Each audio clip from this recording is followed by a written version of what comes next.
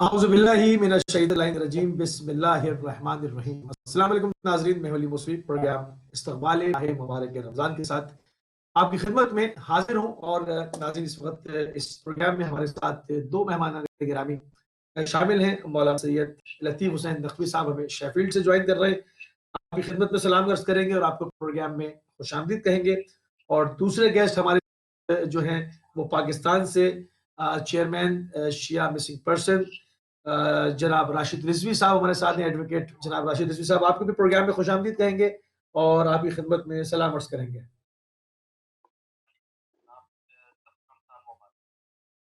بہت شکریہ۔ تو اپنی باقاعدہ جو ہے وہ اپنے پروگرام کا آغاز کرتے ہیں، اپنی گفتگو کا آغاز کرتے ہیں اور چلیں گے مولانا سید لطیف حسین صاحب کی طرف۔ قبلہ ماہ مبارک رمضان کی فضیلت سے ذرا ہمیں آگاہ کرائیں تاکہ تھوڑی سی تمہیدی گفتگو بھی ہو جائے اور پھر ہم اس میں مختلف اور پوائنٹس جو ہے وہ شامل کر سکیں۔ بسم اللہ قبلہ۔ اعوذ باللہ من الشیطان اللعین الرجیم، بسم اللہ الرحمن الرحیم، الحمد للہ رب العالمین، والصلاة والسلام علی رسولہ الکریم وآلہ الطیبین الطاہرین المعصومین، اما بعد، قال سبحانہ وتعالی فی کتابہ الکریم، بسم اللہ الرحمن الرحیم، یا ایھا الذین آمنوا کتب علیکم الصیام، صدق اللہ العلی العظیم۔ سب سے پہلے مشیر صاحب آپ کی خدمت میں اور دیگر ناظرین اور سامعین کی خدمت میں السلام علیکم ورحمۃ اللہ وبرکاتہ۔ علیکم السلام، جزاک اللہ۔ سب سے پہلی خدمت میں اور تمام سامعین اور ناظرین کی خدمت میں ماہ مبارک کی آمد کی مبارکباد پیش کرتا ہوں، اس دعا کے ساتھ کہ پروردگار ہمیں یہ ماہ مبارک جو نصیب فرما رہا ہے ہمارے لیے باعث مغفرت اور باعث رحمت عطا فرمائے سے۔ جس آیا فی ہدایت کو آپ کے سامنے رکھا ہے وہ مشہور زمانہ ہے روزے کے حوالے سے، صوم کے حوالے سے، ماہ رمضان المبارک۔ پروردگار ارشاد فرماتا ہے کہ اے صاحبان ایمان، روزے تم پر لکھ دیے گئے، اور اس کی توضیح و تفسیر آپ مختلف پروگراموں میں بیان بھی کر چکے ہیں، سن بھی چکے ہیں کہ یہ روزے صرف ہمارے اوپر نہیں لکھے گئے بلکہ ہم سے پہلے جو لوگ تھے ان پر بھی یہ لکھے گئے تھے۔ کیوں؟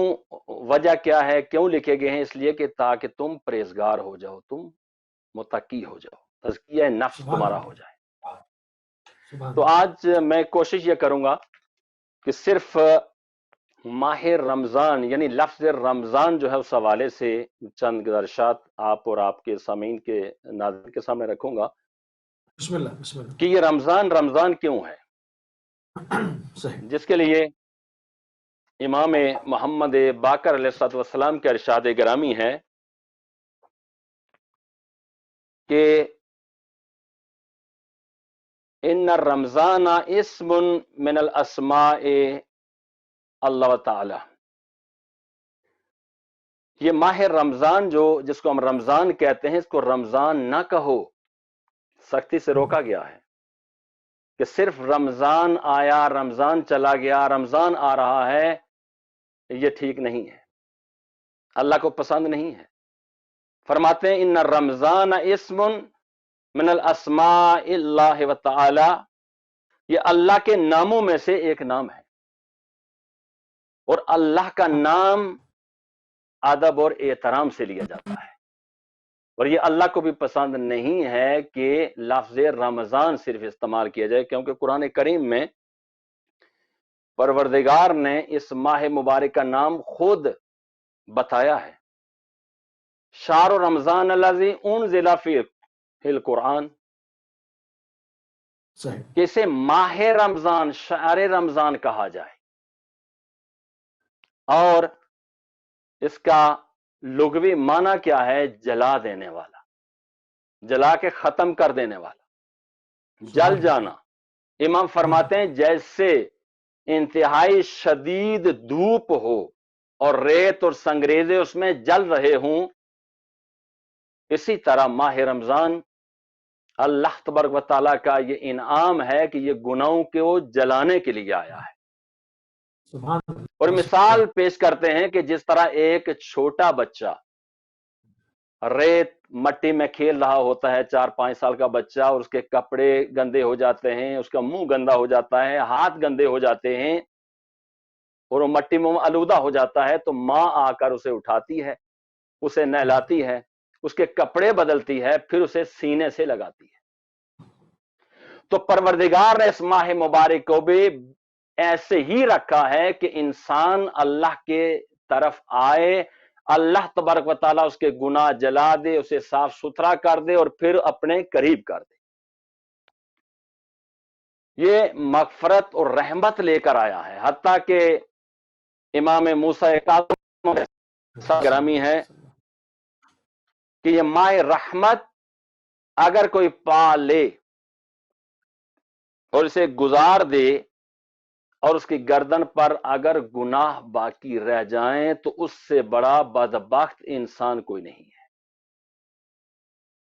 حتیٰ کہ نبی کریم صلی اللہ علیہ وآلہ وسلم کے ارشاد گرامی، آپ منبر پر تشریف لے جا رہے ہیں، صحابہ کرام جمع ہیں، بیٹھے ہوئے ہیں، نبی کریم نے پہلے زینے پر قدم رکھا، کہا آمین۔ سبحان اللہ۔ اسی طرح مسلسل 3 مرتبہ نبی آمین کہتے کہتے قدم رکھتے گئے۔ تو صحابہ نے ادھر ادھر دیکھا، کوئی نظر نہیں آیا جس سے نبی ہم کلام تھے۔ تو ایک شخص نے پوچھ لیا، یا رسول اللہ، یہ آپ کس چیز پر آمین کہہ رہے ہیں، کس سے ہم کلام ہو رہے ہیں؟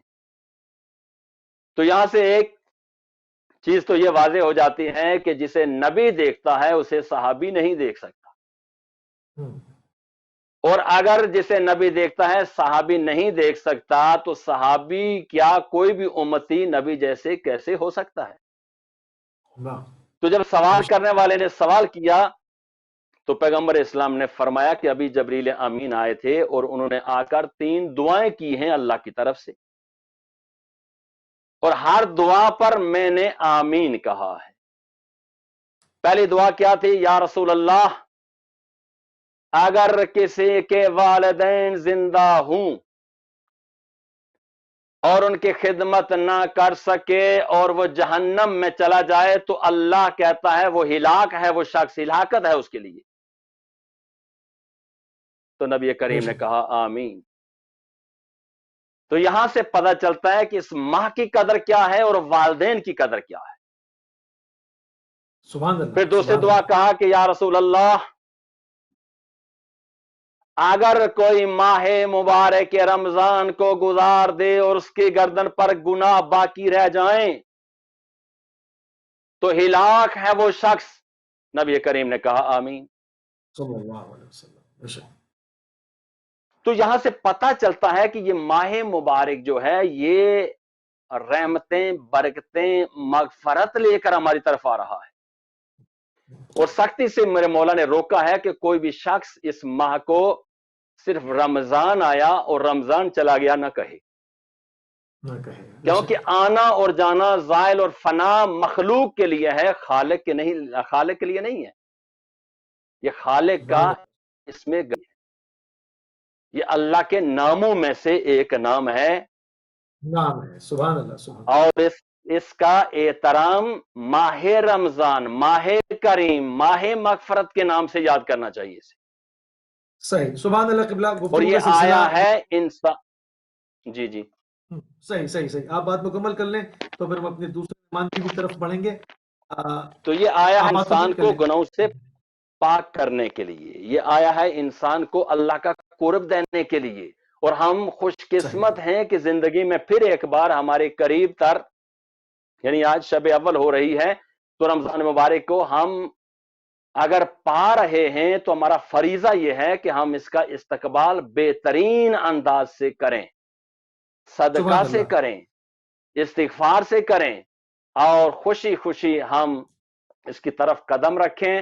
پروردگار سے دعا ہم سب کو یہ ماہ رمضان اعمال، عبادات اور قرآن پڑھنے کی اس میں زیادہ سے زیادہ توفیق عطا فرمائے۔ توفیق فرمائے۔ بہت सही सही।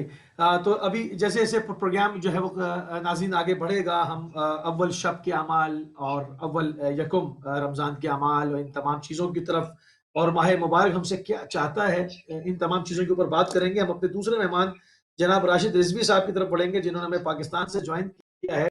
रिजवी साहब, वहाँ पर अवामी मांग बढ़ती चली जा रही थी, जैसा देखने में आ रहा था कि लोग मसाजिद का रुख करना और कोरोना वायरस की हाल शदीद होती जा रही है। क्या इत्तलात हैं आपके, थोड़ा सा हमें अपडेट करें।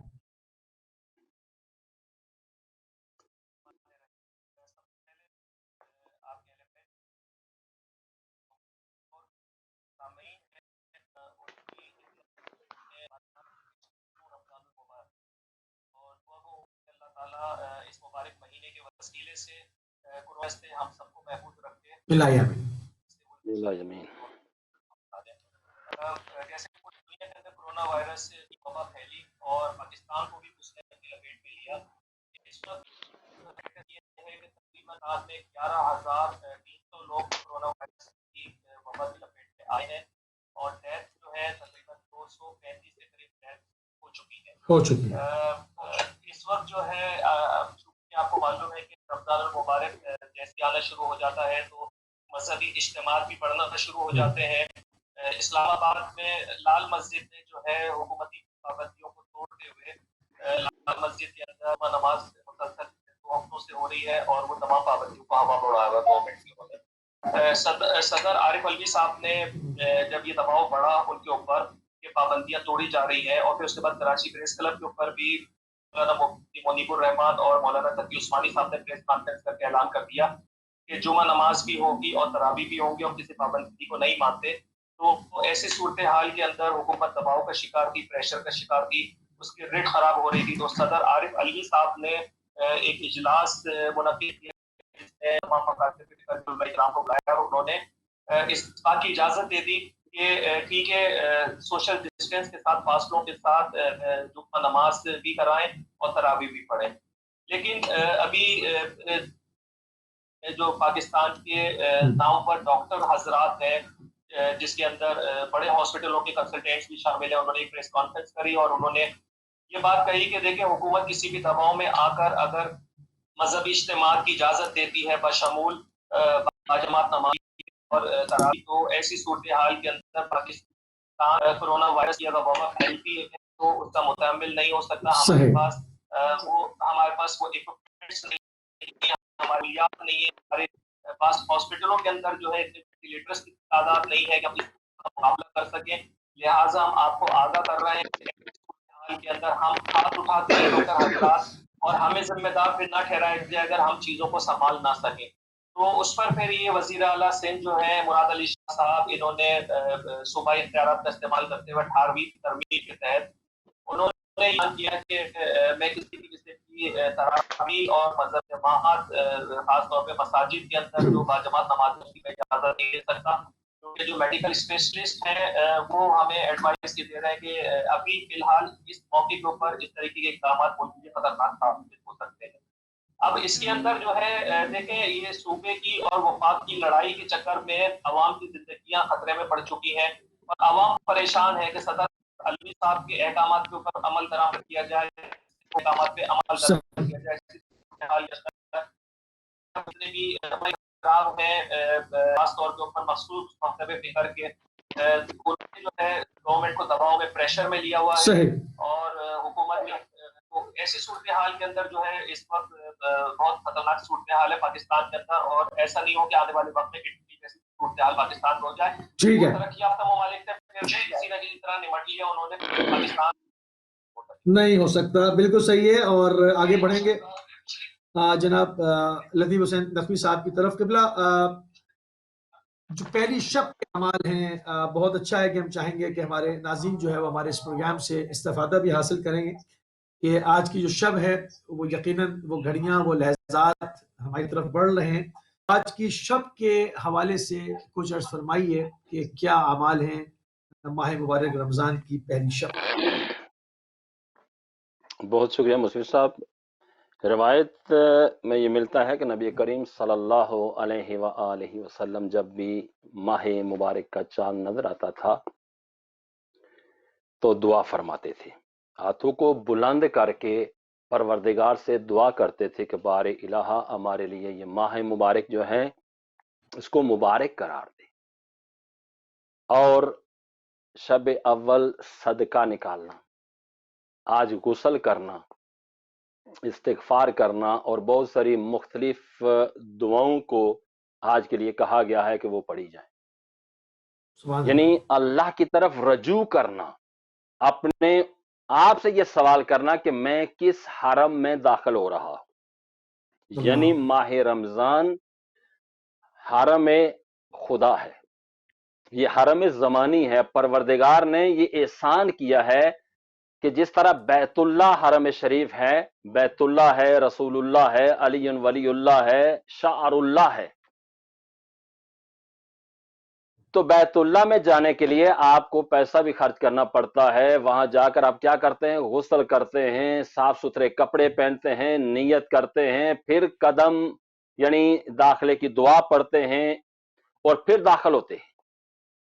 اسی طرح یہ اللہ کا کرم ہے کہ اس نے یہ ماہ رمضان بیت اللہ اس کا حرم جو ہے وہ وہاں ہے، وہاں مکہ میں جا کر آپ داخل ہوتے ہیں، لیکن یہ اس کا کرم ہے کہ اس نے یہ ماہ مبارک رمضان شعر اللہ جو ہے حرم زمانی اس کو ہمارے پاس بھیجا ہے، تو ہم اس میں داخل غسل کے ساتھ ہوں، دعاؤں کے ساتھ ہوں، صدقات کے ساتھ ہوں، اور جیسے ہی ہم چاند کو دیکھیں یا چاند کی خبر ہم تک پہنچی تو ہم اللہ سے دعا کریں، اپنے لیے بھی اور اپنے آس پاس، اور بالخصوص جس پریشانی میں پوری دنیا ہے، انسانیت ہے، وہ وبا، وہ مصیبت جو ہے اس کا خاتمہ اللہ اس ماہ مبارک کے صدقے میں کرے۔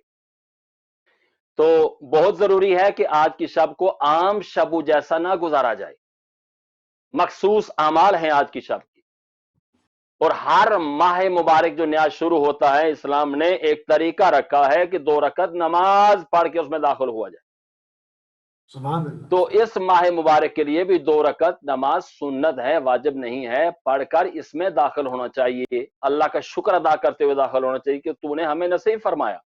اگر دیکھا جائے تو پچھلے سال وہ لوگ جو ہمارے ساتھ موجود تھے ان میں سے بہت سے لوگ آج موجود نہیں ہیں، تو یہ اللہ کا احسان ہے کہ اس نے پھر ایک مرتبہ ہمیں یہ ماہ مبارک نصیب فرمایا۔ جی مشفی صاحب۔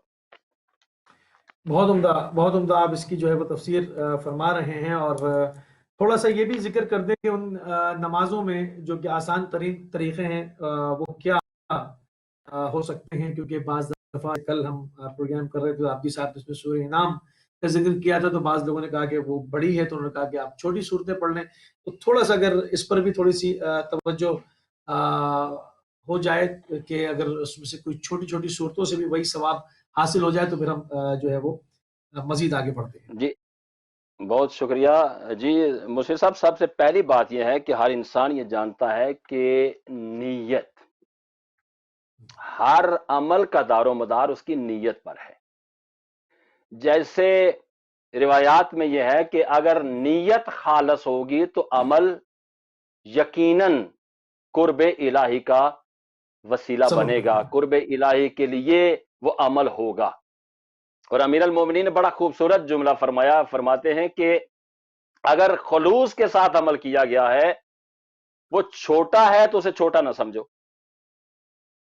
اور اگر بڑے سے بڑا عمل، بڑا خیرات، بڑا صدقہ کر دیا جائے لیکن نیت خالص نہیں ہے تو اس کا کوئی حیثیت اور کوئی مقام نہیں ہے۔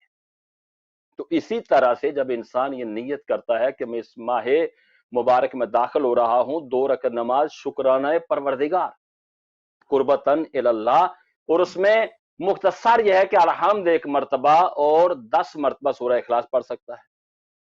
اگر کسی کے پاس اتنا وقت بھی نہیں ہے، آج تو سب کے پاس اللہ نے ایسا وقت دیا ہے کہ سوائے عبادات کے اور کوئی کام ہی نہیں دنیا میں جو کرے گا وہ، تو کم از کم 1 الحمد اگر پڑھ لیتا ہے، اس کے بعد سورہ اخلاص پڑھ لیتا ہے تو تب بھی اسے اجر ملے گا۔ 2 رکعت نماز مکمل کرے اور اپنے لیے اور اپنے مرحومین کے لیے، اپنے دوست احباب کے لیے، اور یہ مصیبت جو ہے اس میں چھٹکارے کے لیے اللہ سے دعا کرے۔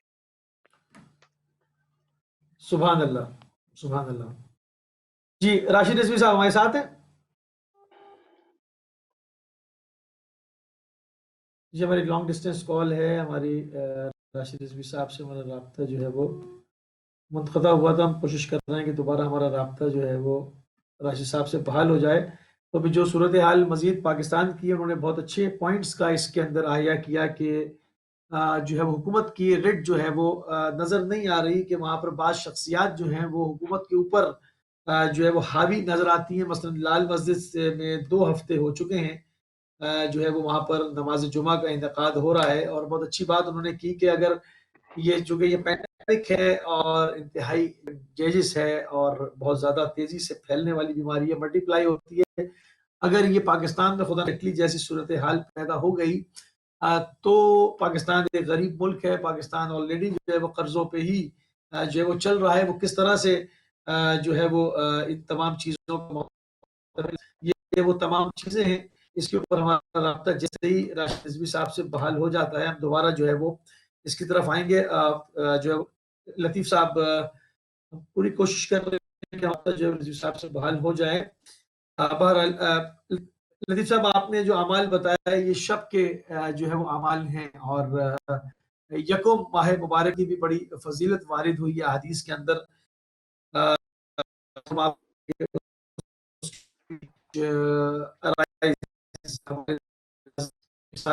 اس کی کیا حال ہے، اس کی کیا فضیلت ہے، ذرا اس پہ گفتگو ہو جائے. اگر راشد صاحب ہمارے ساتھ جڑ جاتے ہیں تو پھر ہم پاکستان کی صورت حال پر ان سے جاننے کی کوشش کریں گے.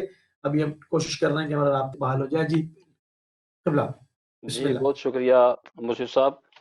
آج کی شب جو ہے وہ یقیناً آج کی نہیں بلکہ ہر شب جو اس ماہ مبارک کی ہے وہ عام شبوں سے 1000 گنا زیادہ اہمیت کی فضیلت کی حامل ہے، کیونکہ پروردگار نے خود فرمایا کہ یہ وہ ساتیں ہیں، کیونکہ یہ شہر سید الشعور ہے. تمام مہینوں کا جو سردار ہے اسے ماہ مبارک رمضان الکریم کہا گیا ہے. اور پھر اس صحیح. میں اگر عام زمانے میں، عام دنوں میں، عام اگر صرف مختصر سی ایک آیہ مجیدہ کوئی پڑھتا ہے تو اس کو اس کے حساب سے 10 نیکیاں ملیں گی یا مختلف روایات ہیں. لیکن ماہ مبارک رمضان میں اگر ایک آیہ کریمہ کی تلاوت کی جائے تو روایات میں ملتا ہے کہ اسے ختم قرآن کا ثواب ملے گا. سبحان تو اللہ. اگر کوئی ماہ رمضان المبارک میں قرآن کریم مکمل ختم کر لیتا ہے تو وہ یہ سمجھے کہ اس نے 1-2 نہیں بلکہ جتنی آیات قرآنی ہیں اتنے قرآن اس نے ختم کر دی. تو اس ماہ مبارک میں داخل ہونے کا ایک طریقہ یہ ہے کہ صدقے سے داخل ہوا جائے، اللہ کی راہ میں صدقہ کیا جائے. دوسرا یہ ہے کہ غسل کیا جائے، مستحب غسل ہے جس کے بارے میں بہت زیادہ روایات ہر معصوم سے ملتی ہیں. امام فرماتے ہیں، 5ویں امام سے یہ روایت ہے، فرماتے ہیں کہ جو غسل شب اول کرے گا وہ غسل جو پانی اس کے اوپر آئے گا، وہ قطرے جو گریں گے، وہ یہ سمجھے کہ یہ میرے گناہ دل کر گر رہے ہیں. اللہ اکبر. یعنی اللہ اسے ایسے پاک کر دے گا، وہ اللہ سے جب وہ قطرے گرتے دیکھے تو اللہ سے دعا کرے کہ بار الہ یہ میرے گناہ گر رہے ہیں، میں تیرا بندہ ذلیل ہوں، تو رب کریم ہے، تو مجھ پر رحم فرما. یہ ماہ مبارک میرے لیے مبارک اور میری کامیابی کا ایک ذریعہ اسے قرار دے. اور اس کے بعد اس کے بعد نماز 2 رکعت ادا کرے، مختلف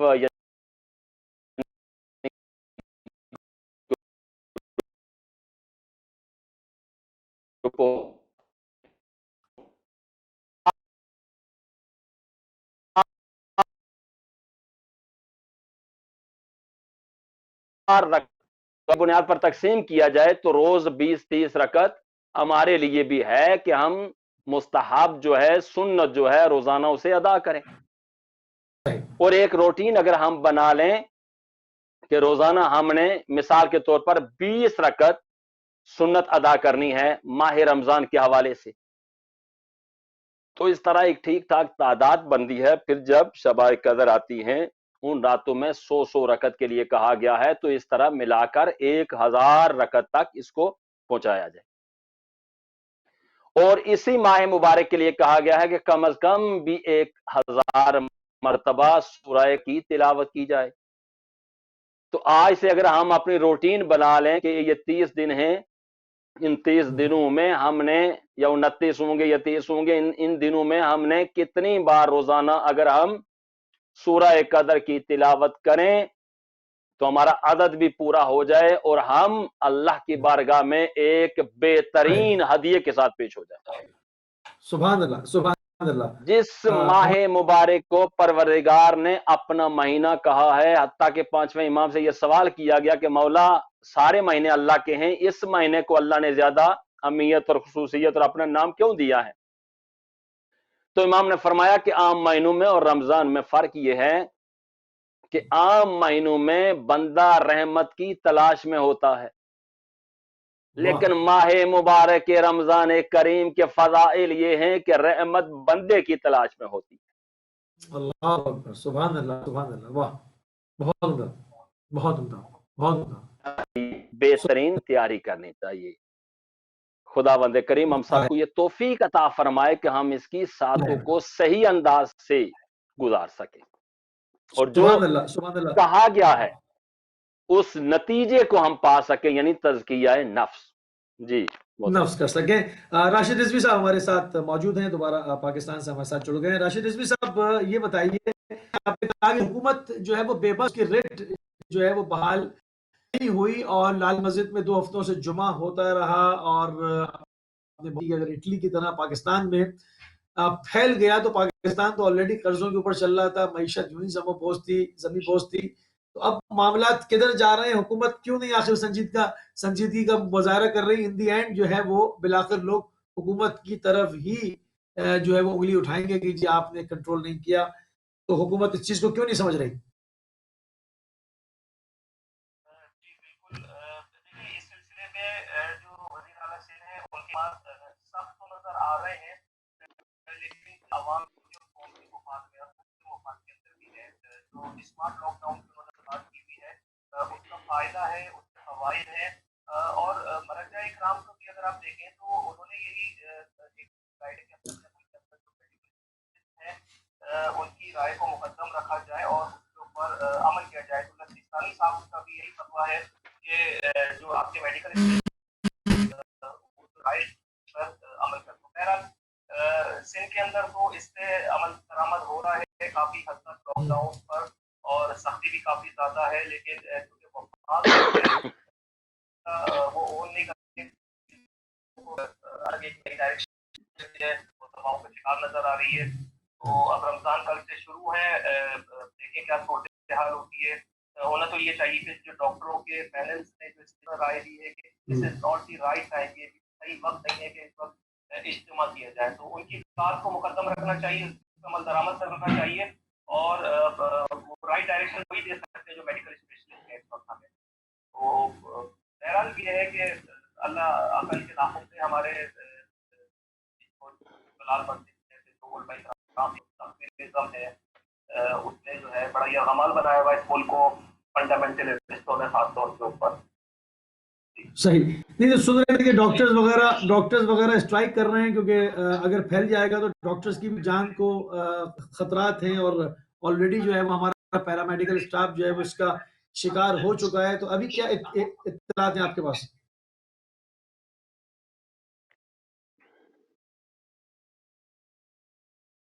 جی راشد صاحب۔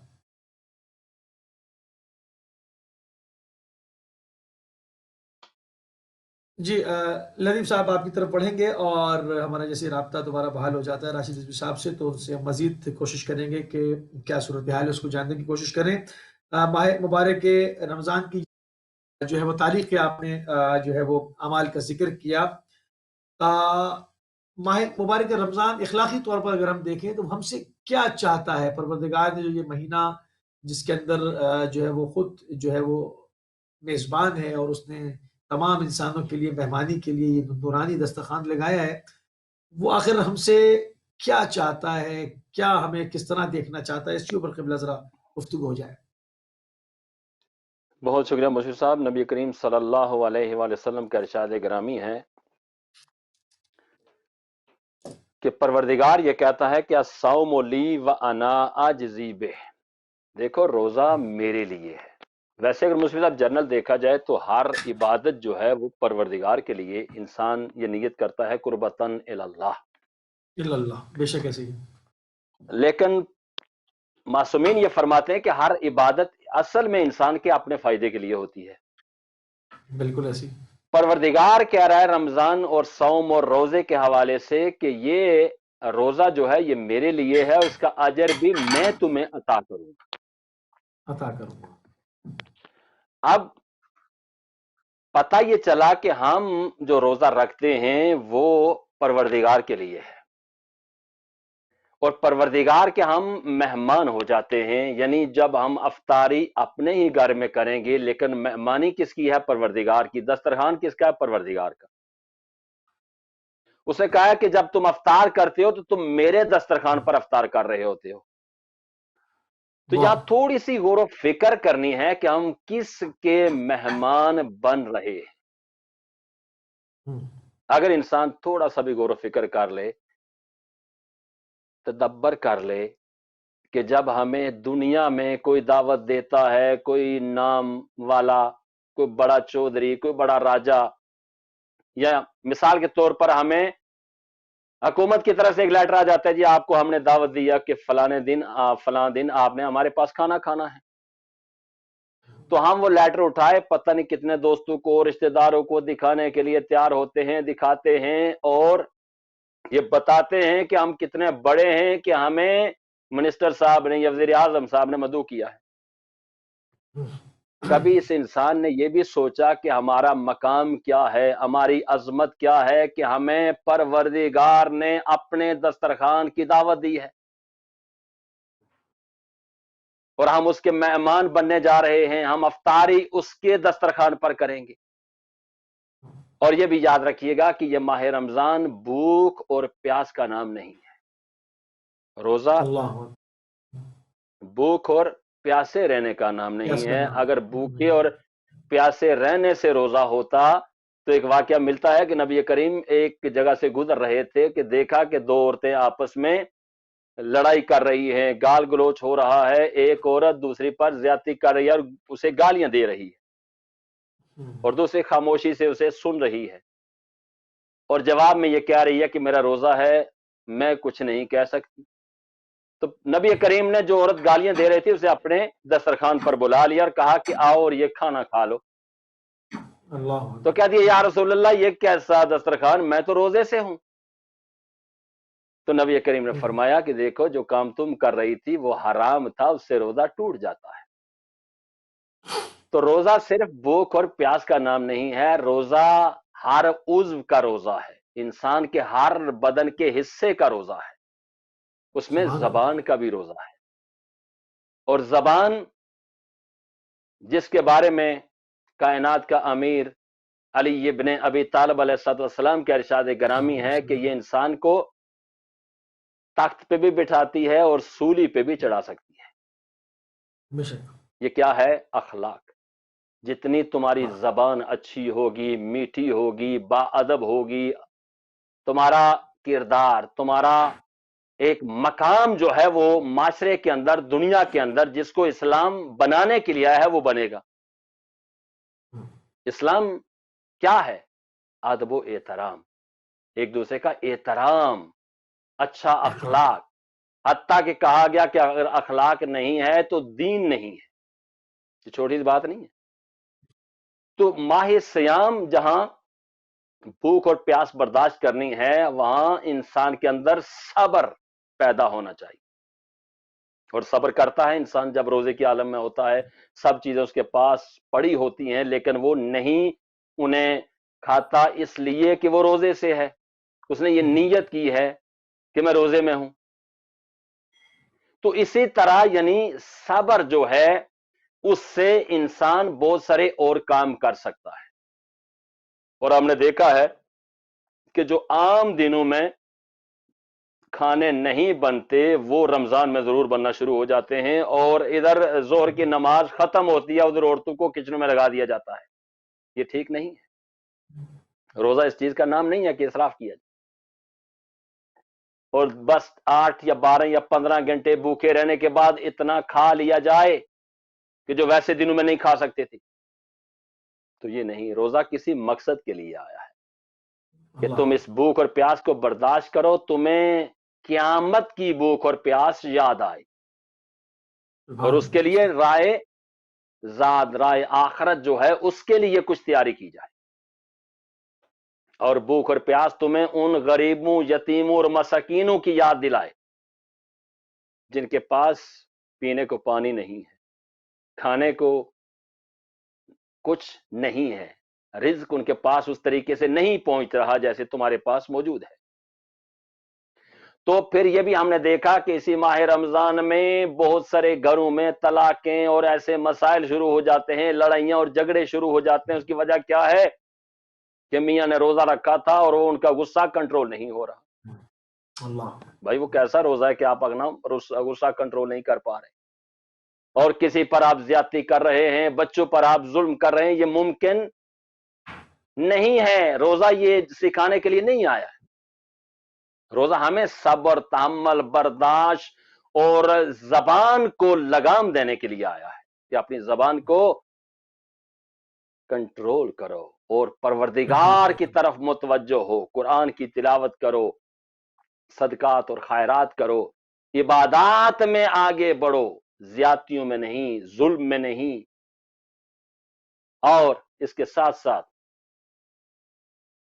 ہمیں اس طرف متوجہ کرنے کے لیے آیا ہے کہ یہ تمہارے اوپر کچھ اور ذمہ داریاں بھی ہیں. تمہارے آس پاس جو لوگ رہ رہے ہیں ان کا بھی تمہیں خیال کرنا ہے، ان کو بھی اپنے ساتھ شامل کرنا ہے اس افطاری میں.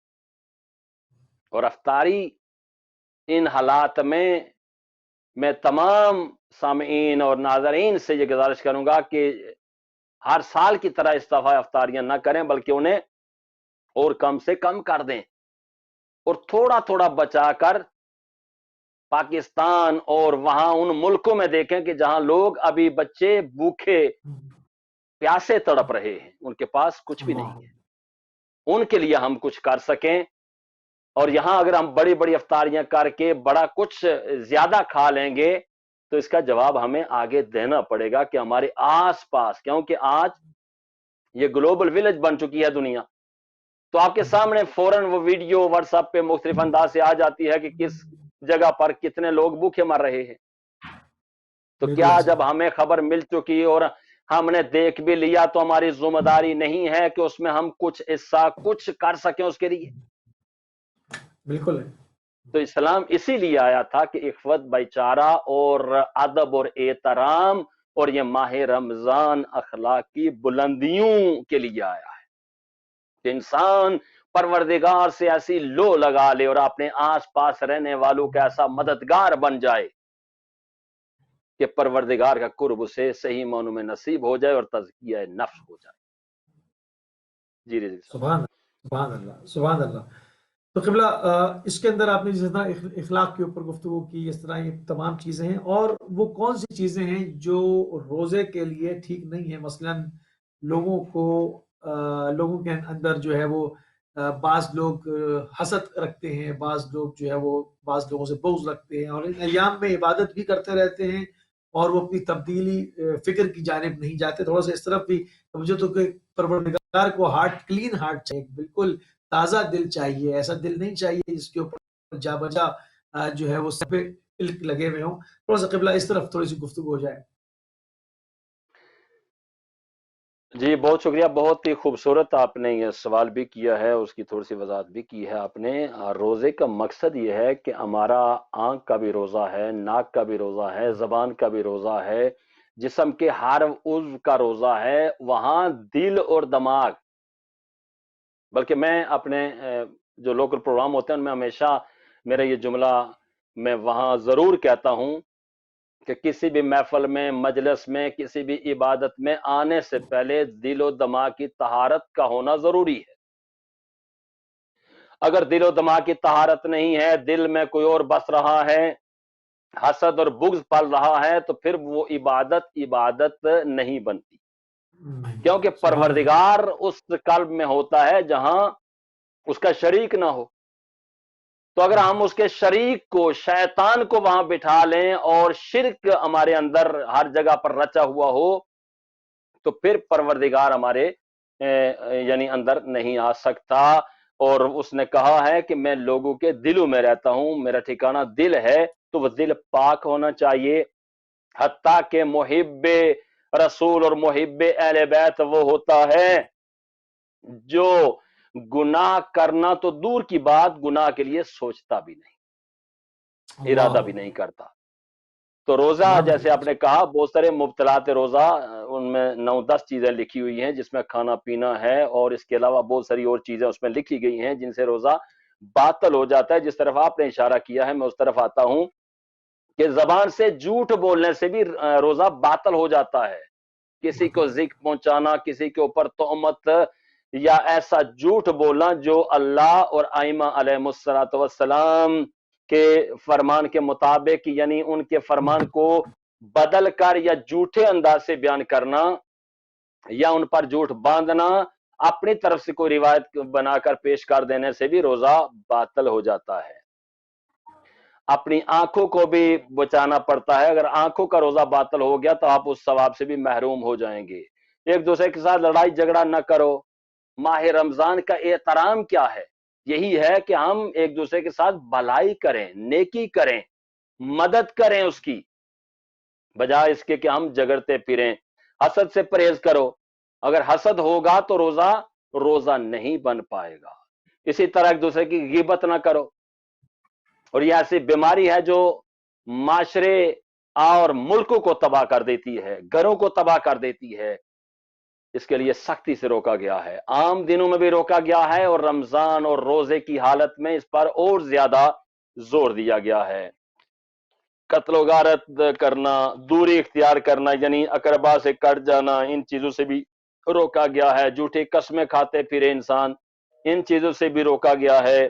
کسی پر ظلم و ستم نہ کرو، یعنی کسی پر ہماری طرف سے کوئی زیادتی نہ ہو، اور تنگ دلی جیسی چیز بھی نہ ہو۔ جو تمہارے پاس ہے اگر خود کھا رہے ہو تو دوسرے کو بھی کھلا دو۔ حتیٰ کہ نبی کریم نے فرمایا کہ اگر کوئی آدھے خرمے سے، یعنی آدھی کھجور سے بھی کسی کی افطاری کروا دے تو اس کا اجر اتنا زیادہ ہے کہ پروردگار کہتا ہے وہ میرے پاس اس کا اجر محفوظ ہوتا ہے۔ تو ہمیں اس طرح متوجہ ہونا چاہیے، ان چیزوں سے اپنے آپ کو پاک کرنا چاہیے۔ ماہ مبارک اس لیے آیا ہے کہ یہ ہمیں پاک کر دے، لعلکم تتقون، پرہیزگار ہو جائیں، متقی ہو جائیں، ہم گناہوں سے ہمیشہ کے لیے اپنا پیچھا چھڑا لیں۔ یہاں پر یہ بھی دیکھا گیا ہے کہ لوگ کچھ دن کے لیے متقی ہو جاتے ہیں، جس طرح سے ماہ مبارک رمضان ختم ہوتا ہے وہ دوبارہ واپس اپنی روش کی طرف پلٹ جاتے ہیں۔ تو ایسے کیا وظائف ہونے چاہیے، ایسے کیا اعمال ہونے چاہیے جو انسان ایک مرتبہ پروردگار کے حرم میں داخل ہو تو پھر اس کی لطافت سے کبھی محروم نہ ہو، اس کی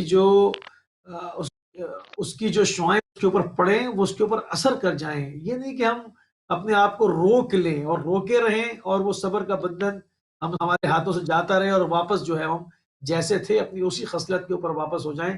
ایسی کیا چیزیں ہونی چاہیے جو ہمیں یہ یکسر تبدیل کر دیں؟ جی بہت شکریہ مشیر صاحب، بہت ہی خوبصورت آپ نے بات کی ہے، اور میں بھی اسی طرف آنے والا تھا کہ 30 دن یا 29 دن جن چیزوں سے انسان اپنے آپ کو روکتا ہے، پھر ہم نے دیکھا کہ وہ عید جو شوال کا دن آتا ہے اور عید جب بنائی جاتی ہے تو اس میں کیا کیا گناہ یعنی سر عام کرتے لوگ پھرتے ہیں۔ تو یہ روزہ جو ہے وہ صرف روزہ نہیں ہے، یہ اصل میں پروردگار کی بارگاہ میں قدم رکھنا ہے۔ اور اگر انسان یہ احساس کر لے کہ میں اس کے حرم میں داخل ہو رہا ہوں جو رحمان اور رحیم ہے اور جس کا مرتبہ اور مقام بہت بلند ہے، اگر اس نے مجھے اپنی طرف بلایا ہے۔ جی بسم اللہ علیہ کا السلام علیکم السلام علیکم. جی سلام. جی وعلیکم السلام. کون صاحب کہاں سے؟ جی جی آواز آ رہی ہے. کون صاحب کہاں سے؟ جی جی میں بیمار آدمی ہوں. تو روزہ کیسے روزہ تو میں رکھ نہیں سکتا. میں میڈیسن کھاتا ہوں. ٹھیک ہے ٹھیک ہے ٹھیک ہے. تو کیا سوال کیا ہے؟ اپنا سوال واضح کیجئے تاکہ میں قبلہ سے اس جانب. میں بیمار ہوں. ٹھیک ہے بیمار ہیں تو آپ مستقل میڈیسن پر ہیں؟ مستقل میڈیسن کے اوپر ہیں؟ میں میڈیسن کھاتا ہوں. اچھا تو کیا پوچھنا کیا ہے پھر؟ تو روزہ کیسے رکھ سکتا ہوں یا کہ نہیں؟ کتنے گھنٹے بعد دوا کھانی پڑتی ہے؟ کتنے گھنٹے کے بعد دوا کھانی پڑتی ہے حضور؟ صبح 10 بجے، پھر 2 بجے، پھر 6 بجے، 10 بجے رات. ٹھیک ہے میں ابھی قبلہ سے بات کرتا ہوں. بظاہر تو جی قبلہ پورے دن ان کو دوا کھانی ہے تو کس طرح سے روزہ رکھیں گے؟ میرے خیال میں تو نہیں رکھ سکتے. کیا کہیں گے آپ؟ جی میں نے ان کا سنا ہے، اگر وہ بیمار ہیں اور ڈاکٹر نے انہیں کہا ہوا ہے کہ وہ روزہ نہ رکھیں اور ان کے لیے روزہ اگر بن رہا ہے، خطرہ جان بن رہا ہے، تو وہ اس کے بدلے میں ایک مد یعنی ایک مسکین کو روز اس کو کھانا دے دیں. یعنی ٹھیک ہے 30 دنوں کا حساب کر کے اس حساب سے وہ پیسے اس غریب کو مساکین کو بھیج دیں. اگر وہ سال بھر کے اندر ٹھیک ہو جاتے ہیں تو پھر ان کی قضا بھی کر سکتے ہیں. قضا بھی کر سکتے ہیں. اچھا ہمارے ساتھ راشد رضوی صاحب جڑ گئے ہیں پاکستان سے. راشد رضوی صاحب ہمارا سلسلہ آپ کے ساتھ منقطع ہو گیا تھا اور ہماری بات یہ ہو رہی تھی کہ جو حکومت کی ہے ہم وہ نہیں دیکھتے، بالآخر حکومت سے ہی لوگ شکوہ کریں گے، حکومت کی طرف ہی انگلی اٹھائیں گے کہ جی آپ نے ہمیں وینٹیلیٹرز پرووائڈ نہیں کیے، آپ نے جو ہے وہ حفاظتی انتظامات نہیں کیے. مگر ہم دیکھتے ہیں کہ یہاں پر چند شخصیات حکومت کے اوپر حاوی ہیں. مثلا لال مسجد میں جیسے آپ نے کہا کہ 2 ہفتے سے مستقل جمعہ ہو رہا ہے. کیا صورتحال آگے کیا لائے عمل ہے حکومت کے اندر؟ کیا آپ کیا فکر دیکھتے ہیں؟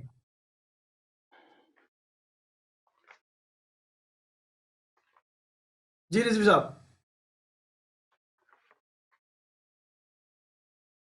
راشد رضوی صاحب آواز آ رہی ہے آپ کو بھائی؟ جی فرمائیے. جی جی مجھے آواز آ رہی ہے. جی بالکل. دیکھیں بالآخر جو ہے جو میڈیکل اسپیشلسٹ ہے ان کی رائے کو مقدم رکھنا پڑے گا. اور اس وقت ابھی دیکھیں ڈیتھ ریٹس پاکستان میں 2 مہینے سے کورونا پھیلا ہوا ہے اور ڈیتھ ریٹ صرف الحمدللہ بہت زیادہ نہیں ہے، 230 کے قریب ہے اور اس کے اندر ایسوسیٹڈ ڈیزیز کے ساتھ بھی ڈیتھس ہوئی ہوں گی لازمت جو ہے. تو 2 مہینے کے کورونا وائرس پھیلنے کے نتیجے میں 11,000 افراد کے متاثر ہونے پہ اگر 233 لوگوں کی جاں بحق ہونے کا ڈیٹا اگر ہے تو اس کا مطلب یہ ہے کہ کنٹرول صحیح ہو رہا ہے. اب لیکن اگر یہ کچھ جو علماء کرام ہے خاص طور پہ لال مسجد علماء کرام تو نہ کہیں نا، کم از کم علماء کرام تو نہ کہنا ہے تو فسادی ملا ہیں. علماء کرام تو بڑے معزز ہوا کرتے ہیں، یہ لال مسجد والے کہاں سے علماء آ گئے؟ راشد بھائی کیا کر رہے ہیں؟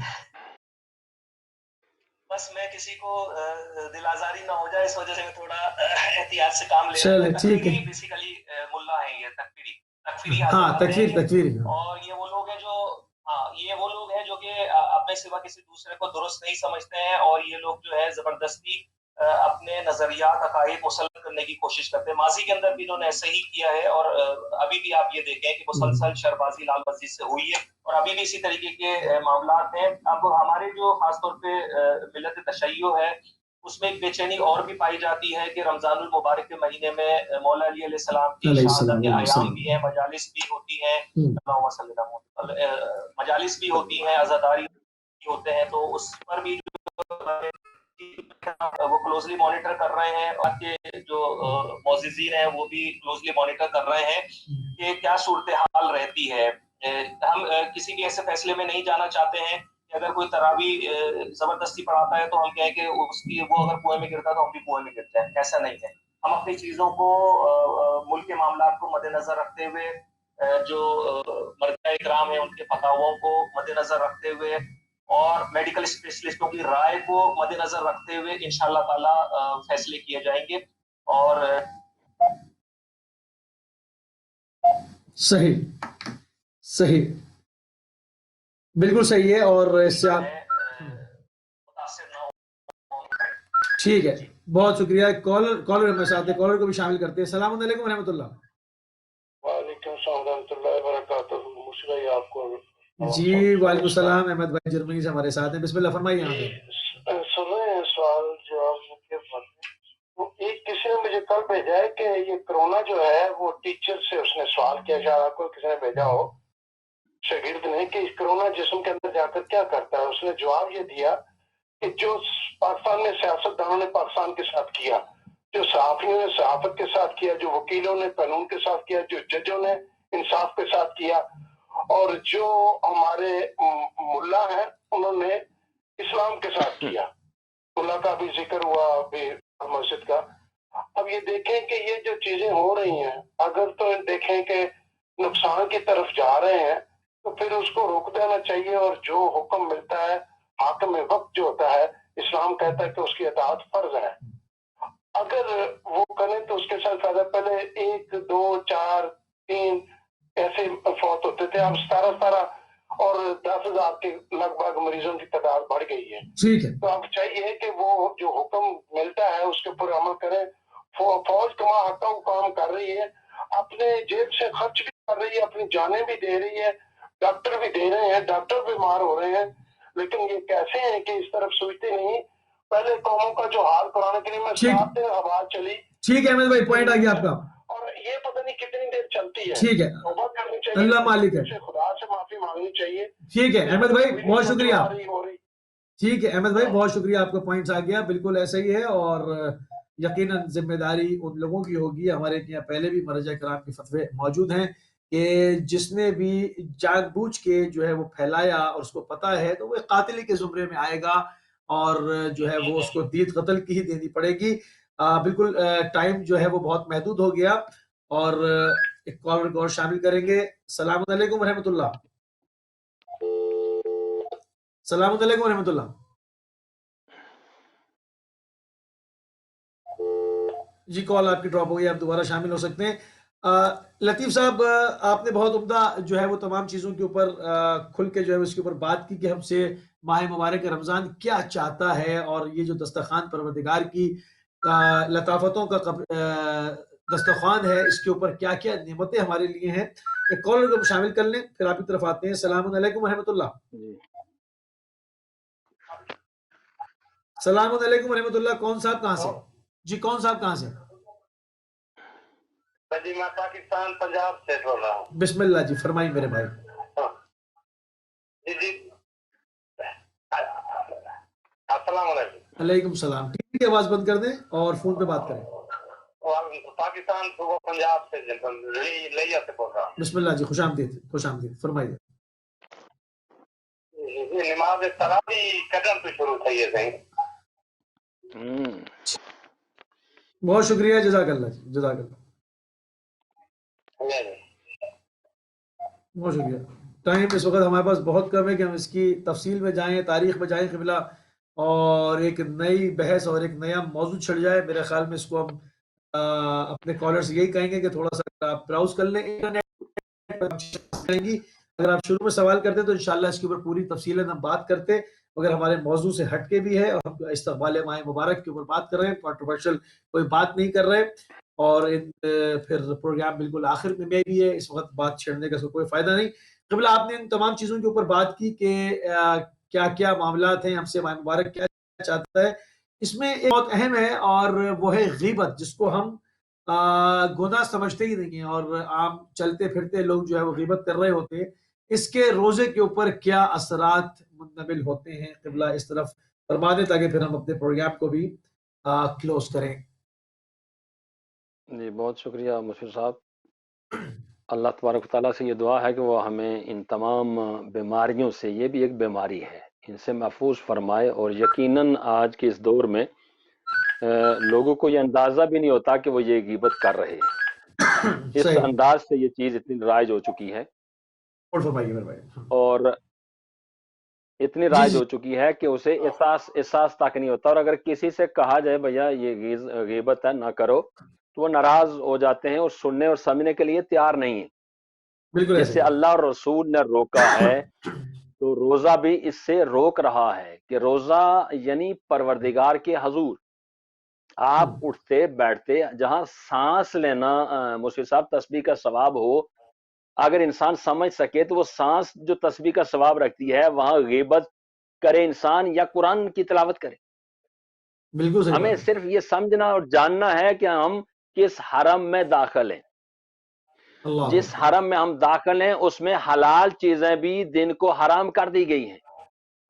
بالکل ایسے ہی لہٰذا واہ. ہمیں اپنی زبان کو، اپنے تمام اعضاء و جوارے کو ان تمام چیزوں سے بچانا ہے. یہ بہت بڑی بیماری ہے اور اس سے اگر ہم بچائیں گے اور اس پر عمل کریں گے، یہ 30 ڈے کا کورس ہے. دیکھیں کسی بھی چیز کو صحیح کرنے کے لیے ٹریننگ دی جاتی ہے، کافی مخصوص ہے. اس کے بالکل ایام صحیح ہے. ہوتے ہیں.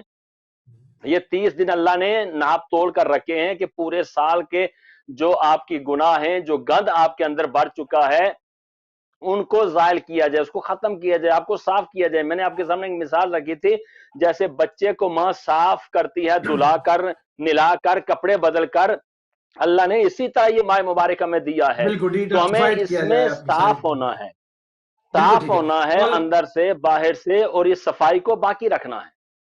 بالکل صحیح. کال جی ہمارے ساتھ. السلام علیکم ورحمۃ اللہ.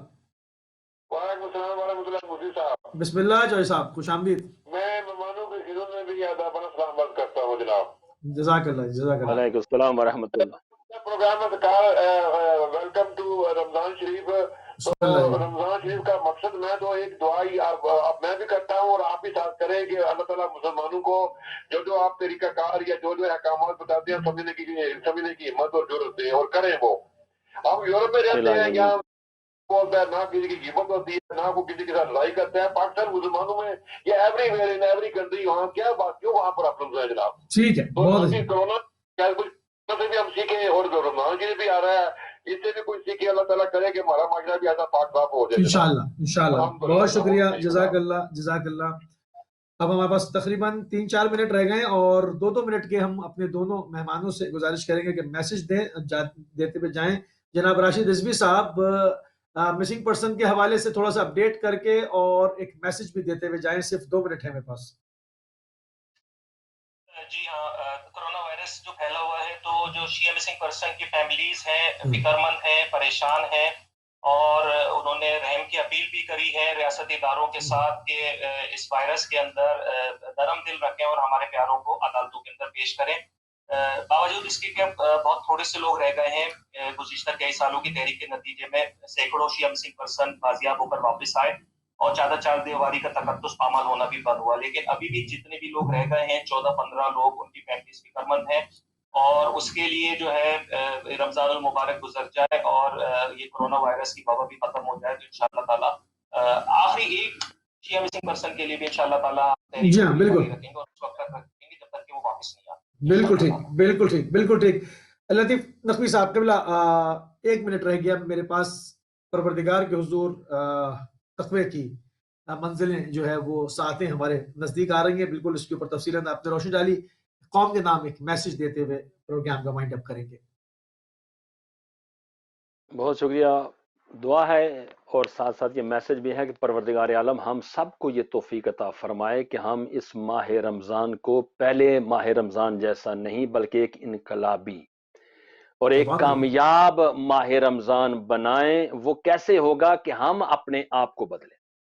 جب شخص اپنے آپ کو بدلے گا تو گھر بدلے گا، گھر بدلے گا تو وہ شہر، وہ محلہ، وہ گاؤں بدلے گا. اس طرح معاشرہ ایک روحانی معاشرہ، ایک پاک معاشرہ، ایک تزکیہ نفس کیا وہ معاشرہ جو وہ تشکیل پائے گا. پھر یہ تمام بیماریاں، یہ برائیاں ختم ہو جائیں گی. اور میری یعنی میسج یہی ہے کہ ہمیں ہر کسی کو اپنے اوپر کام کرنا ہے. یہ ماہ مبارک ہمیں یہ نصیب ہوا ہے اپنے اوپر کام کرنے کے لیے کہ کل تک جو کام میں یعنی نہیں کر پاتا تھا آج میں انہیں شروع کروں. جو پروردگار کے قریب کرتے ہیں، جو پروردگار کی طرف لے کر جاتے ہیں، اس میں روزہ ہے، صدقہ ہے، خیرات ہے. یہ ایک ایک چیز کو ہم لیں اور ہم پروردگار کا قرب حاصل کر سکیں اور پروردگار ہمیشہ کے لیے ہمیں اپنا عبد بننے کی توفیق عنایت فرمائے. والسلام علیکم ورحمۃ اللہ وبرکاتہ۔ جزاک اللہ قبلہ۔ ہم اپنے دونوں مہمانان گرامی جس میں مولانا سید لطیف حسین نقوی صاحب شیفیلڈ سے ہمارے ساتھ شامل ہوئے، قبلہ ہم آپ کے انتہائی مشکور و ممنون ہیں، آپ نے اپنا قیمتی ٹائم ہمیں دیا۔ اور دوسرے ہمارے مہمان جناب ایڈوکیٹ راشد رضوی صاحب، آپ ہمارے ساتھ کراچی پاکستان سے جڑے، اور آپ کے بھی ہم نہایت ممنون اور مشکور ہیں کہ آپ نے بھی اپنا قیمتی ٹائم ہمیں دیا۔ اور اسی کے ساتھ ناظرین جو ہے ہم اپنے پروگرام کو اختتام کی طرف لے کر جائیں گے۔ چند گھنٹے ہمارے پاس موجود ہیں، اس کے بعد وہ عظیم ساعتیں، وہ عظیم لحظات، وہ عظیم گھڑیاں جو ہے وہ ہمارے پاس آنے والی ہیں، جس کے اندر ہمارا سانس لینا تسبیح شمار ہوگا اور ہماری نیند عبادت شمار ہوگی۔ سے مستفید ہونا ہے، پوری جو ہے وہ قبر پروردگار کی بارگاہ میں عبادت کرنی ہے، توڑنی ہے، تمام عزیز و اقارب، تمام مسلمین کے لیے، تمام انسان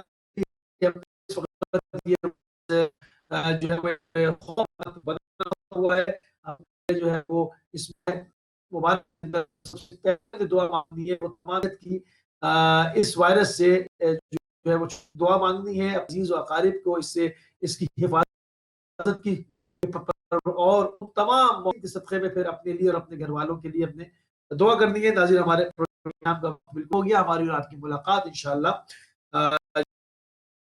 جو ہوگی رمضان تھوڑا سا ہمارا ٹائم چینج ہو جائے گا، جو ہمارا پروگرام 4 بجے تھا وہ 3 بجے ہو جائے گا، اور سنڈے والے دن ہم جو ہے وہ آپ سے ملاقات کریں گے 5 till 6۔ تو انشاءاللہ آپ سے پھر ملاقات ہو رہی ہے ایک دن کے گیپ کے بعد۔ اجازت دیجیے، السلام علیکم ورحمۃ اللہ